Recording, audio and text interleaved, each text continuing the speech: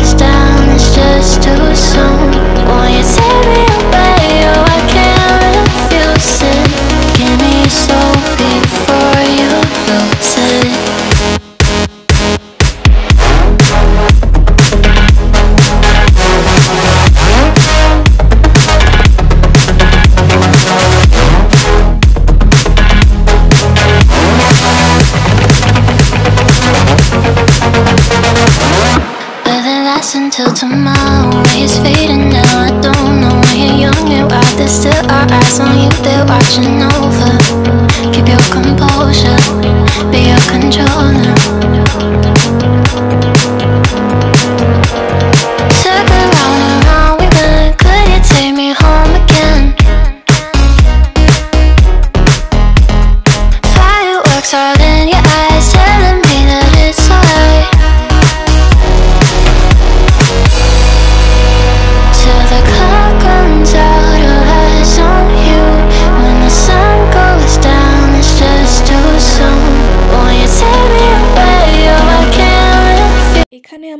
গাড়ি থামানো হয়েছে, কারণ জানোই যেতে প্রায় 4-5 ঘন্টা লাগবে, তাই জন্য আমরা এখানে টিফিনটা সেরে নেব। এই হোটেলটায় আমাদের যে ড্রাইভার তিনি দাঁড় করিয়েছেন। তো এখানে দেখতে পাচ্ছ সব শুয়ে পড়ে রয়েছে টেবিলে। তো আমাদের খাবার চলে এসছে, সবাই লুচি, তো এখানকার লোকেরা পুরি বলে, তো পুরি তরকারি সব চলে এসছে, কিন্তু একমাত্র আমি যে শুধু ম্যাগি অর্ডার দিয়েছিলাম, ম্যাগি খেয়েছি। তো খাওয়া টাওয়ার পর আমরা আবার রওনা দিয়েছি আমাদের গন্তব্যের দিকে।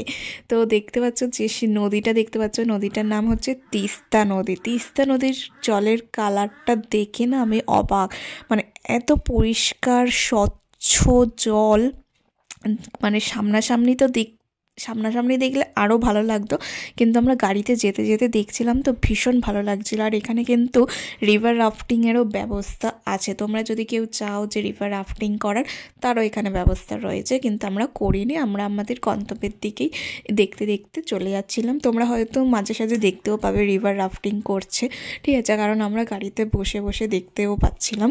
তো এখানে না গাড়িতে সবাই প্রায় বলতে পারো সব টিফিন খেয়ে না প্রায় শুয়েই পড়েছে, একমাত্র আমি যে তোমাদেরকে দেখানোর জন্য ভিডিও করছি। তো তোমরা দেখো, যখন আমরা হোটেলে পৌঁছাবো তখন আবার তোমাদের সাথে দেখা হবে, ঠিক আছে? তো তোমরা এখন প্রাকৃতিক দৃশ্য দেখতে থাকো।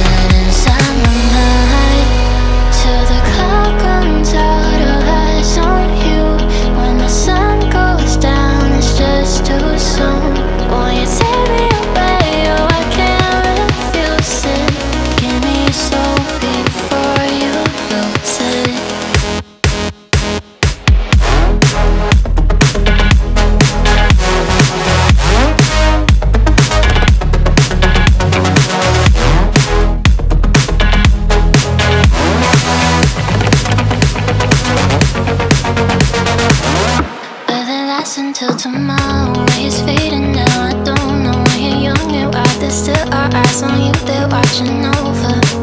Keep your composure, be your controller. Circle round and round we went. Could you take me home again? Hotel পৌঁছাতে প্রায় 11:30 বেজে গেছিলো।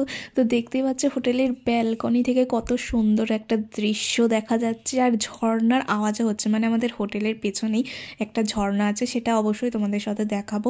তো আমরা রেডি হয়ে গেছি, দেখতে পাচ্ছ স্নান টান করে ফ্রেশ হয়ে আমরা লাঞ্চ করে নিয়ে একেবারে রেডি, যে কাছে যেসব স্পটগুলো আছে সেগুলো কভার করার জন্য। তো দেখতে পাচ্ছ আমি একদম রেডি হয়ে গেছি, সোয়েটার পরে নিয়েছি খুব ভালোভাবে যাতে আমার ঠান্ডা না লাগে। আর বলে দিই যে ভীষণ ঠান্ডা সিকিমে। আমরা রেডি হয়ে প্রায় বাইরে বেরিয়ে পড়েছিলাম। তো বাইরে বেরিয়ে দেখতেই পাচ্ছ যে আমরা সবাই বেরিয়ে পড়েছি বাইরে, আমাদের লাঞ্চটাও হয়ে গেছিলো। তো এখন প্রায় বলতে পারো যে 1টার মতো বাজে। দেখতে পাচ্ছ এখানকার ঘরগুলো কি সুন্দর, মানে সামনাসামনি দেখে মানে অন্যরকম মনে হচ্ছে। এখানকার ফলের গাছগুলো একটু অন্য রকমের, আর এদের না সব জনের বাড়িতেই না কি সুন্দর সুন্দর ফুল গাছ বসানো। তো এবার আমরা তো দাঁড়িয়ে আছি, ঘুরতে যাব, কিন্তু যিনি আমাদের দেখাবেন তো উনি বললেন যে 3টের সময় বেরোবো। তো তার জন্য আমরা কি করব, তো আবার আমরা শুতে চলে যাই। শোয়া টোয়া হয়ে যাওয়ার পর আবার 3টের সময় রেডি হয়ে বেরিয়ে পড়ি হোটেলের কাছাকাছি যে সমস্ত স্পটগুলো আছে, কারণ এখন অনেকটাই ধরো 3টে বাজতে যায়, তো খুব দূরে দূরে তো আমরা যেতে পারবো না, আর খুব দূরে যাওয়ার জন্য গাড়ি আছে, পরের দিন গাড়ি আসবে। তো এই সামনাসামনি যে ভালো ভালো স্পটগুলো আছে সেই হোটেলের লোকই আমাদের নিয়ে যাচ্ছে দেখানোর জন্য। তো এখন 3টের সময়, তো 3টের সময় উনি আমাদের ডাকলেন, কারণ আমরা ঘুমিয়ে পড়েছিলাম সবাই। তো একবার ঘুমিয়ে পড়লে না তারপর আর উঠতে ইচ্ছে করে না শীতকালে। তো তারপর আবার আমরা উঠলাম, উঠে আবার সব আবার রেডি হয়ে, তো রেডি হয়ে মানে আমরা সব জামা কাপড় পরেই শুয়ে পড়েছিলাম, কারণ আবার জামা কাপড় পাল্টাও, আবার জামা কাপড় পরো, তো অনেকটা দেরি হয়ে যাবে বলে আমরা সেই জামা কাপড় পরেই শুয়ে পড়েছিলাম। তো এবার উনি আমাদের দেখাতে নিয়ে যাচ্ছে, আর আমাদের সাথে অনেক কেউ ছিল যারা হোটেলে আগে থেকে ছিল, তাদেরকেও দেখাতে নিয়ে যাচ্ছে। তো খুবই এক্সাইটেড। তো চলো, দেখতেই পাচ্ছ রাস্তাটা অনেক খাড়া, তো নামার সময় তো সুবিধা হচ্ছে, কিন্তু ওঠার সময় অবস্থা খারাপ হয়ে যাবে। তো এই যে দেখতে পাচ্ছ এই ঝর্ণাটার আওয়াজ আমরা কিন্তু আমাদের হোটেলের ব্যালকনি থেকে পাচ্ছিলাম। তো এই হোটেলের পেছনে যে ঝর্ণাটা বলছিলাম, তো এটাই হচ্ছে সেই ঝর্ণা। তো আমরা সেই ঝর্ণার কাছে একদম যাব, একদম ঝর্ণার কাছে গিয়ে আমরা ফটো তুলবো। আমি তো ভীষণ এক্সাইটেড হয়ে মানে নিচে নেমে যাচ্ছিলাম যে ঝর্ণার কাছে যাবো, ঝর্ণার কাছে যাব। আর আমার হাজব্যান্ড বলেছে তুমি ফোনে ভিডিও চালিয়ে তুমি নিচে নামছো, ফোনটা যদি ভেঙে যায় মানে কিচ্ছু হবে না, আমি ফোনটাকে নিয়ে ভিডিও করতে করতেই নিচে নামবো। আর আমি বলে দিয়েছি আমি স্নিকার্স পরে নেই, আমি কিন্তু হিল পরে আছি। তো তার জন্য মানে আমার একটু ভয়ও লাগছিল, বাট আমি তারপর ভাবলাম যে আমি ঠিক ব্যালেন্স করে নেবো, ঠিক আছে, কারণ আমি ছোটোবেলা থেকে স্পোর্টসে ভীষণই ভালো। তো ভাবলাম যে হ্যাঁ আমি ব্যালেন্স করে নেবো। তো আমরা এই দেখতে পাচ্ছ যে আমরা ওই একদম ঝর্ণার কাছে যাচ্ছি, ঠিক আছে।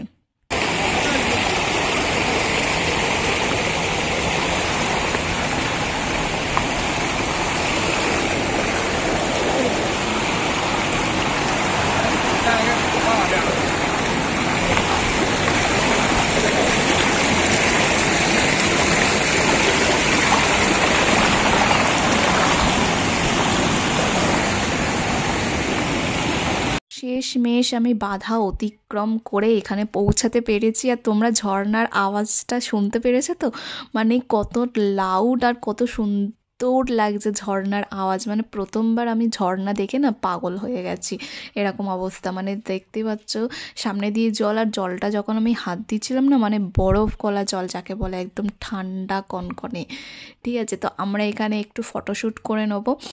আর একজন আমার হাজব্যান্ড যে সোয়েটার টুপি সব খুলে দিচ্ছে যাতে ভালোভাবে ফটো তুলতে পারে।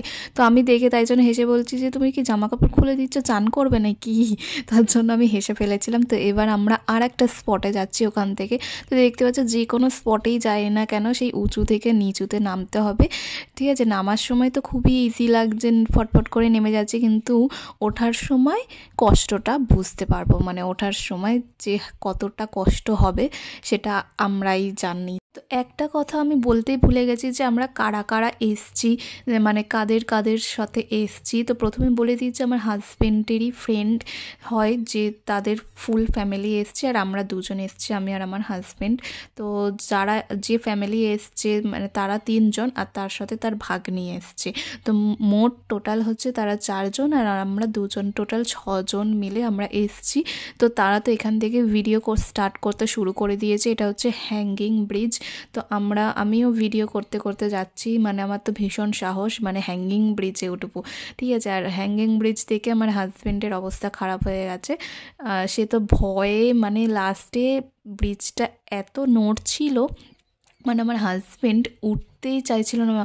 তো আমরা এই পার থেকে ওই পারে যাব, তো আমার হাজব্যান্ড আসছিলই না কিছুতে, যে সে ওই পারে যাবেই না। এবার আমি বলছি যে আমরা ওই পার না গেলে আরও সব স্পটগুলো দেখবো কী করে, তুমি আসো, তুমি আমার সাথে আসো, তুমি আমার সাথে আসো, এরকম করে করে করে করে যখন ব্রিজটা একটু মানে স্টেডি ছিল তখন ও গেল। মানে ঠিক অবভিয়াসলি যখন আমি মাঝখানে ব্রিজের ওপর দাঁড়িয়েছিলাম আর ভীষণ ঝুলছিল, তখন আমারও একটু একটু ভয় লাগছিল, কিন্তু অতটাও ভয় লাগছিল না।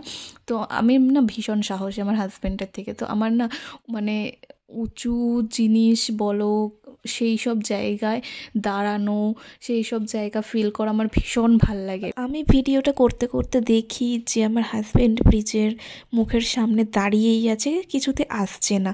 তো আমি দেখে তো আমি ওর কাছে যাই যে কেন আসছে না। তো তোমরা ভিডিওটা দেখো, তাহলে বুঝতে পারবে। আসবে তো,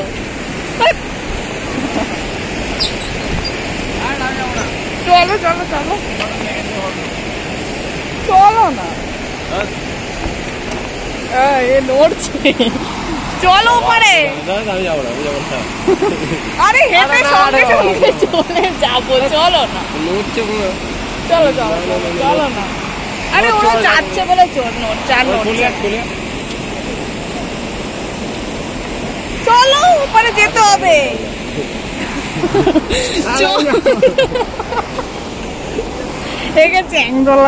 তো শেষমেশ ও মনে সাহস জাগিয়েও পার হতে পেরেছে ব্রিজটা। তোর সাহসের জন্য অবশ্যই তোমরা একটু লাইক করে দিও।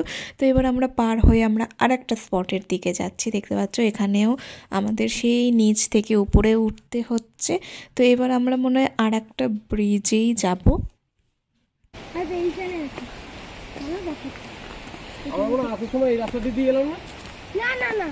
মানে যখন ঢুকছিলাম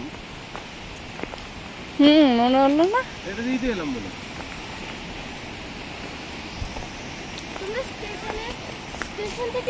হ্যাঁ মানে এমনি হ্যাঁ এইটা দিয়ে যাবে তাই তো এটা দিয়ে না এদিকে না রংলি দিকে ওটা শিলিগুড়ি থেকে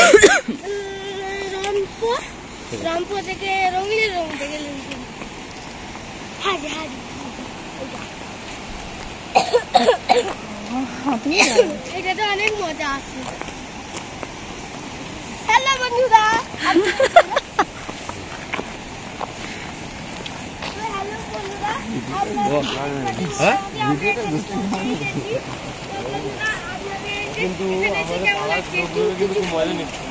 ব্রিজের উপর দিয়ে যেতে যেতে যে নিচে যে নদীটা দেখছিলাম আমরা সেই নিচেই এসেছি। ব্রিজের শেষের দিকে একটা রাস্তা আছে, ওই রাস্তা ধরে নিচে আসা যায়। তো দেখতে পাচ্ছি একদম নদীর মাঝখানে আমরা চলে এসেছি, যেখানে নুড়ি পাথর সবগুলো আছে। তো এখানেও এসে আমরা একটু ফটো তুলে নিয়েছিলাম। এবার আমার হাজব্যান্ড বলে যে একটু স্লো মোশনে ভিডিও করে দাও, তো সেটাই হচ্ছে এই স্লো মোশনের ভিডিওটা। ঠিক আছে।